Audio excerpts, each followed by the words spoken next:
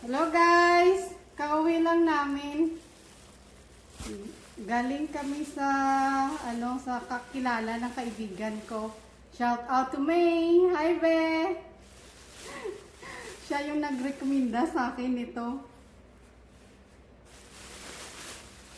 Bumili kami ng isda. Oh my God! Mayroong tuna. At saka, ewan ko kung anong klaseng isda. Ito. Pakita ko sa inyo guys. Ito guys, oh. Fresh! Oh my God, fresh tuna! $7 a pound lang guys.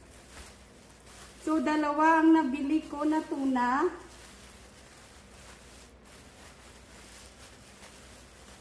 Ito siya guys, oh.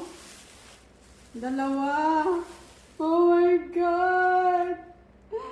Na-miss ko to yung tuna. Finally, makakain ulit ako ng fresh na tuna. At saka, ito naman, hindi ko kilala kung anong isda to guys. Bumili na ako ng dalawa.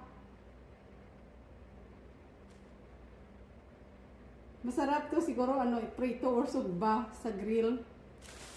Oh, ipapatikim ko sa mag-ama ko yung tuna.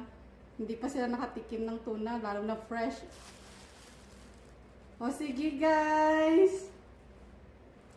Oh my God, excited talaga ako. Fresh na fresh talaga siya, oh.